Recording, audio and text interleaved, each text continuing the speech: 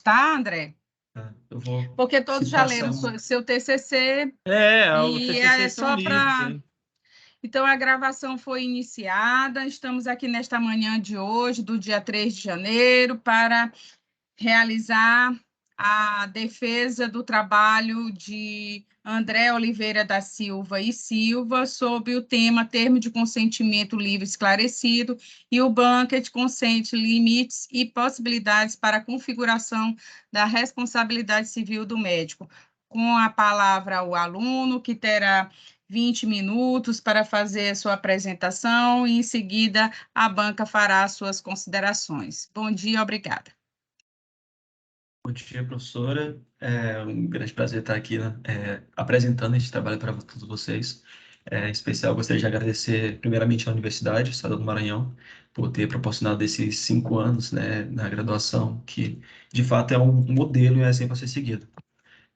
Igualmente, gostaria de agradecer aos professores dessa banca, na figura do professor Gustavo e do professor José Caldas Góes, com quem tive o prazer de ter aula com eles e aprendi muito. E, igualmente, minha orientadora, a professora Jaqueline, a quem devo muito nessa graduação, e que foi minha orientadora não só neste projeto, mas também decorrer de todo o curso. O sumário que eu apresento aqui para vocês como introdução e que será decorrido no decurso da apresentação, está dividido em introdução, problema de pesquisa, objetivos, métodos, divisão dos capítulos, referencial teórico, considerações finais e referências. A introdução ou apresentação do tema tomou como base três principais pontos. O primeiro, que é o conceito em si da responsabilidade civil médica, este que entra como uma forma específica da geral, né? E foi feito esse levantamento justamente com base no aumento das demandas judiciais dos profissionais da área da saúde. Isso não somente em relação ao erro médico, mas principalmente em relação ao consentimento informado, que mais na frente será abordado. O consentimento informado, como vai ser mais à frente abordado, é uma análise quanto à origem e a importância deste, né, e a sua intervenção nas formas terapêuticas, né, que também será abordada mais à frente. Ele de suma importância que a sua materialização em si consiste na aplicação do TCLE, né? O TCLE é nada mais nada menos que um instrumento com base no consentimento informado que surge como uma forma de expor, ou então de materializar todo esse instituto que é o consentimento em si. E nós abordaremos também mais na frente o recurso especial do STJ aqui exposto, que fala também sobre o reconhecimento da importância do cumprimento do dever de formação do paciente. Os problemas da pesquisa foram dirimidos em três perguntas: como é aplicado o Instituto Legal da Responsabilidade Civil dentro do ambiente hospitalar, de modo a tornar mais igualitária a relação entre médico e paciente, e, quando observado o dever de formação do paciente, como esclarecer os riscos de cada procedimento de modo fácil e compreensível ao leigo, que é o intuito do TCLE, e faz também o aumento das demandas judiciais contra profissionais da saúde, quando eu tenho ausência do consentimento informado. Os objetivos gerais é a análise jurídica do Instituto da Responsabilidade Civil do médico, quando não for observado o direito à informação do paciente, por meio do consentimento informado, e os específicos se delimitam em três, que é a busca por caracterizar a responsabilidade civil do médico face à geral, e expor a origem da bioética, seus princípios norteadores, analisar a aplicação do TCLE como fator excludente ou não da responsabilidade civil do médico, que vamos decorrer em torno de toda a análise do TCC. O método utilizado foi bibliográfico, documental, na sua parte qualitativa, ao ponto que foram utilizadas doutrinas jurídicas, artigos acadêmicos, normativas nacionais e internacionais, Constituição Federal, códigos em geral, leis, estatutos, por aí vai. E além de uma análise jurisprudencial que também vai ser abordada posteriormente. A divisão dos capítulos foi feita em 5 partes: a introdução, responsabilidade civil no ordenamento jurídico brasileiro, atividade médica, face ao blanket consent e o TCLE, responsabilidade civil médica do erro médico e aplicação prática dos tribunais brasileiros e considerações finais. Enfim, dando origem ao trabalho em si, a gente tem uma mescla e, como eu posso falar, uma confusão entre a origem e o conceito da responsabilidade civil geral e a do âmbito do direito médico, né? As duas, elas têm como base o primeiro, a mesma origem, basicamente. Todas elas são provenientes do direito romano e surgem a partir do conceito de vingança pessoal, onde eu tenho como é que posso explicar? Onde eu tenho um mal sofrido e, a partir daí, uma resposta a esse mal sofrido e um dever de indenizar. A classificação da responsabilidade civil, que foi estudada durante a graduação, principalmente com a figura do professor Raposo, ela pode ser dividida quanto à sua natureza ou quanto à culpa em si. Quanto à sua natureza, ela pode ser dividida em contratual ou extracontratual. A contratual remete justamente a um contrato pré-feito entre as partes, onde eu tenho uma obrigação assumida e no momento que a parte que era para ser a detentora dessa obrigação não a cumpre, gera um dano e possivelmente, como consequência disso, fica sujeito à responsabilidade.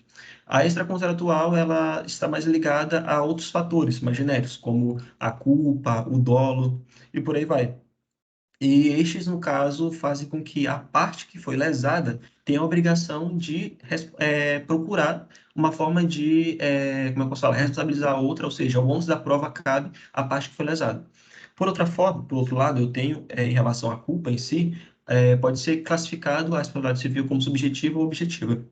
A objetiva está diretamente ligado à teoria do dolo em si, que é a teoria do risco, onde eu tenho uma atribuição direta ao autor. Já a subjetiva é a teoria da culpa, né? Todos aqueles fatores que estão ligados diretamente à extracontratual também remetem à subjetiva.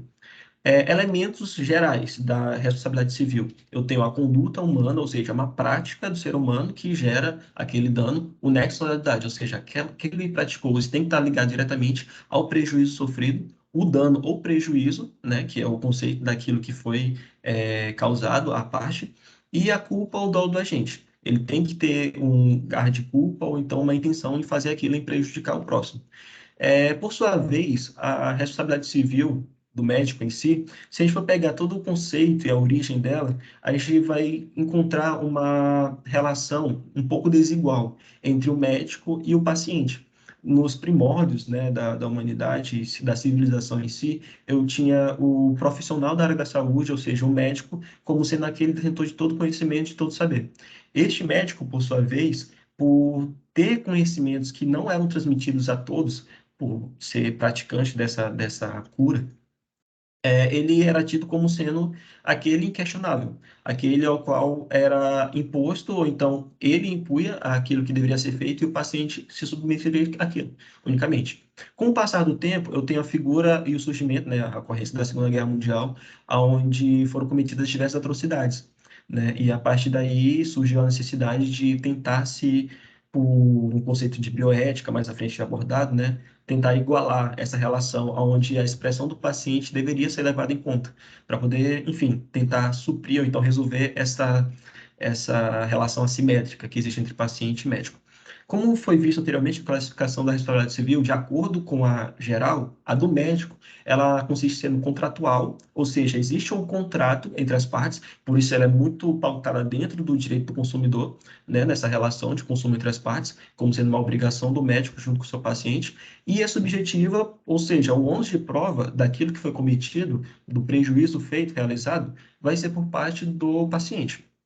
Uma observação que eu coloquei aqui a propósito é o seguinte: sendo obrigação de meio, o médico não necessariamente se obriga a curar o paciente. Ele tem o dever de tratá-lo bem, de fazer da melhor forma possível para poder conseguir o resultado final que é a cura. Mas não necessariamente ele está sujeito à responsabilidade se ele não curar o paciente. Isso é via de regra, mas eu tenho a oposição, a exceção à regra, que é quando se trata de procedimentos estéticos. Não vai ser o foco aqui do tema, mas eu quis acentuar para poder deixar bem claro que em procedimentos estéticos, onde a finalidade é o embelezamento, né, necessariamente o médico ele assume o compromisso de embelezar o paciente. E por conta disso acaba virando uma obrigação de fim, de resultado, né, não necessariamente uma obrigação de meio. Quanto à atividade médica, passando para o terceiro capítulo da monografia. A partir do momento onde eu entendo essa disparidade entre a relação médico-paciente, eu entendo que, pós-Guerra Mundial, uma série de princípios surgiram, de conceitos surgiram na busca por tentar melhorar essa relação médico-paciente. A partir daí, eu venho com o conceito de bioética sendo uma relação entre a ética, que seria os sentimentos morais, expostos a uma certa sociedade, e juntamente com o sentido de bio, ou seja, todos os conceitos envolvendo vida. E a partir dessa junção, eu tenho teóricos como o caso de Tom Beauchamp e James Childress, que foram os fundadores e criadores do conceito de principialismo. Este principialismo ele possui alguns princípios básicos que são justamente os norteadores das práticas de tratamentos ou intervenções médicas, ou então de pesquisas envolvendo seres humanos. Dentro desses princípios, eu pude colocar os quatro principais, que é a autonomia, ou seja, a autodeterminação do paciente, aonde o paciente ele entra em foco ao ponto que ele, por ser autônomo, por ter entendimento, ao conhecer aquilo que vai ser submetido, pode expressar sua autonomia por termo de uma assinatura ou então pelo simples consentimento, que a autonomia é justamente a base do TCLE. O da não maledicência, que é o primo non nocere, que é o princípio básico de não prejudicar, que aliado a ele eu tenho da beneficência, é onde eu vou justamente tentar trazer o máximo de benefício ao paciente. A exemplo, uma pessoa que precisa amputar o pé e o dedo. Eu tento amputar apenas o dedo porque é mais benéfico ao paciente. Um caso bem esdrúxulo, mas que tenta personificar aquilo que seria o da beneficência. E o da justiça que se mistura com o princípio da equidade, onde não só o médico, mas também o próprio hospital, o próprio Estado, tenta proporcionar aos pacientes um ambiente mais digno possível para poder ele ser curado ou então passar por procedimentos que possam atenuar a sua dor. Enfim, dando prosseguimento, a partir de todos esses princípios surge a ideia de consentimento informado. Como eu falei para vocês, tanto a resolução, todas as normativas em si que tratam acerca do consentimento, em geral, elas abordam ou então trazem em seu preâmbulo os princípios que foram falados anteriormente. Então, com base nisso, eu tenho dois conceitos de consentimento informado, duas vertentes. A mais ampla, que trata da regra social em si, que é trazida dentro do Conselho Nacional de Saúde, né, por meio da Resolução 466 de 2012, e é um pouco mais específica, que é a autorização autônoma, que é a recomendação número 1 de 2016, que é do Conselho Federal de Medicina. A primeira, ela fala justamente sobre diretrizes e normas regulamentadoras da pesquisa com seres humanos, de forma mais ampla. E ela traz um conceito de TCLE que fala o seguinte: documento no qual é expedido o consentimento livre e esclarecido do participante e ou do seu responsável legal de forma escrita, devendo conter todas as informações necessárias em linguagem clara e objetiva, de fácil compreensão, entendimento, perdão, para a mais completa, o completo esclarecimento sobre a pesquisa ao qual se propõe participar. Da mesma forma, a autorização autônoma, né, que é um pouco mais reduzida e restrita, ela delimita o TCLE como sendo de forma no termo escrito, de fato, termo escrito. Então, ele vai consistir no ato de concordância e aprovação do paciente ou do seu representante legal, após necessária informação e explicações sobre a responsabilização do médico, perdão, a respeito dos procedimentos diagnósticos ou terapêuticos que lhes são indicados. Tudo isso de uma forma mais esclarecida possível, apontando caso a caso as peculiaridades de cada procedimento, de cada terapêutica. Em oposição a isso, eu tenho o surgimento do blanket concept, que mais na frente vai ser uma expressão utilizada também em julgados pelas cortes superiores. O blanket consist nada mais nada menos do que o antagônico ao TCLE.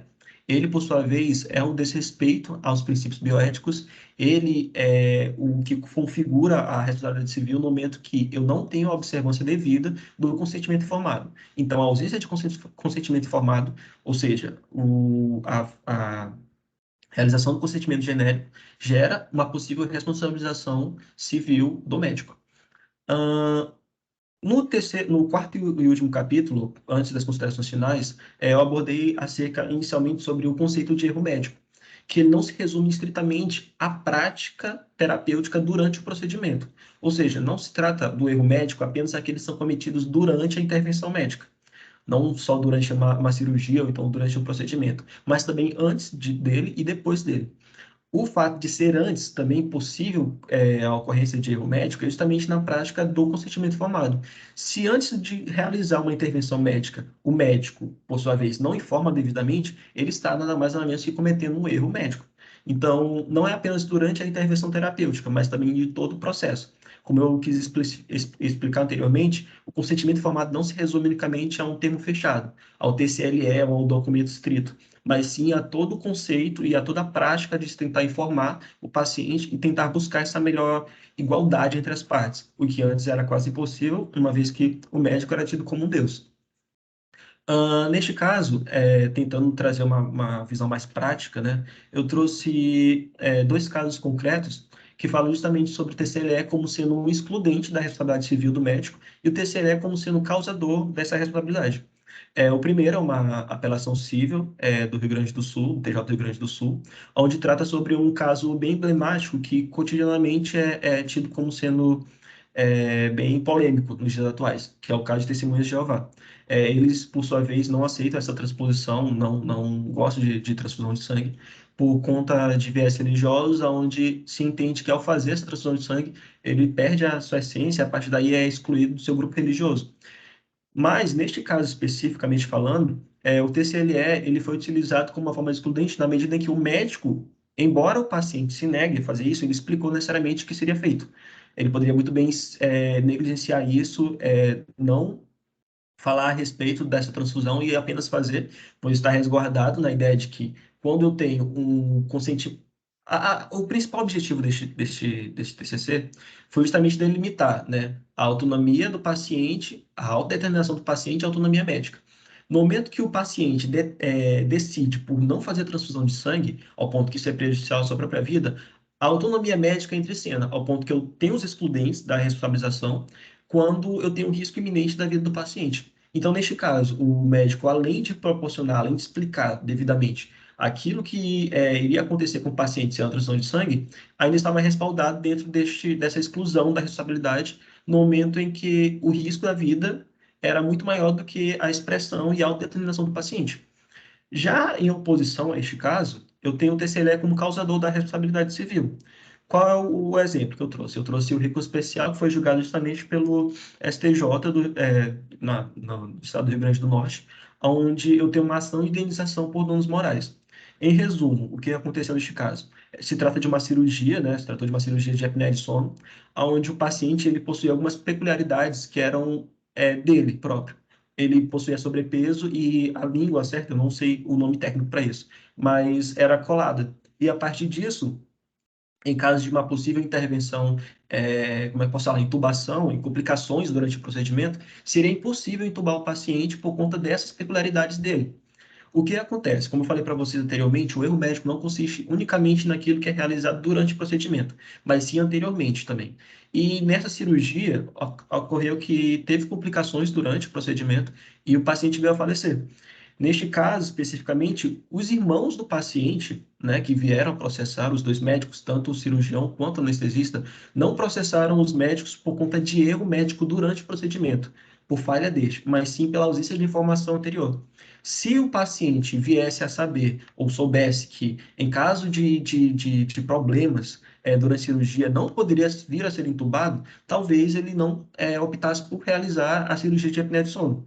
Entende? Então, a partir deste momento onde foi constatada a ausência de esclarecimento, ou seja, o consentimento genérico que foi feito para o paciente, o chamado blanket consent, eu tenho ali um dever de indenizar, uma obrigação de indenizar por parte dos médicos. Os dois foram condenados a pagar, se eu não me engano, por volta de 10 mil cada um deles, como indenização por danos morais aos irmãos do paciente que veio a óbito. Enfim, para terminar, as considerações finais que eu trouxe basicamente uma função tríplice do TCLE, como sendo a base e a essência dele. Ele cumpre o papel primordial de respeitar os princípios da autonomia, da liberdade de escolha, da dignidade e do respeito ao paciente e da igualdade, na medida em que, previamente a qualquer procedimento diagnóstico e ou terapêutico que ele seja indicado, o paciente seja cientificado de que se trata e o porquê da recomendação ou como será realizado. A informação deve ser suficiente, clara, ampla e esclarecedora, de forma que o paciente tenha condições de decidir se consentirá ou não.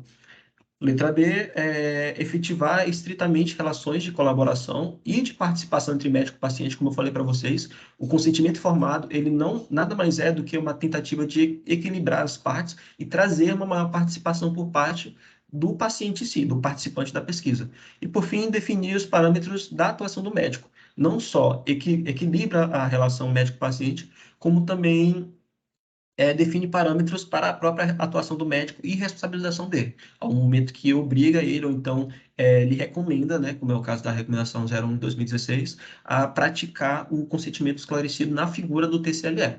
E, além disso, a assinatura do TCLE não garante a desresponsabilização do médico em razão dos danos oriundos do mau exercício da profissão. Como eu falei para vocês, o médico, ele não, o fato de fazer um bom TCLE não exime ele de culpa quando quando há ocorrência de um erro durante o procedimento. Aqui ele continua, né? Mas sim daqueles esperados e devidamente informados, desde que estes não estejam frutos de culpa lato sensu. Ou seja, se ele cometeu uma prática de negligência, imperícia ou imprudência durante a cirurgia, isso daí não necessariamente, o fato dele ter feito anteriormente um TCLE não exime ele de culpa, já que uma coisa é o TCLE resguardar aquilo que foi falado anteriormente, né, como sendo as consequências da cirurgia, e outra coisa é a negligência dele, imperícia ou imprudência durante o procedimento. Assim, quando o dano for resultado de negligência médica, este deve reparar o paciente, mesmo que tenha esclarecido e obtido a respectiva assinatura do TCLE. É, e aqui eu coloquei algumas, não todas, mas algumas referências bibliográficas do CNS, do Código de Ética Médica utilizado na pesquisa, do Goldin, que interpreta a jurisprudência ser os elementos básicos do consentimento da pesquisa, e sobre o erro médico e a responsabilidade civil em si. Esta foi a apresentação, muito obrigado por terem ouvido, e, enfim, fico à disposição para responder suas dúvidas. Parabéns, André. Obrigada pela sua exposição. Eu passo a palavra aos examinadores, professor Góes e professor Gustavo. Eu vou finalizar aqui a gravação, ok? É pela ordem que você falou? Eu sou o primeiro aí nessa avaliação?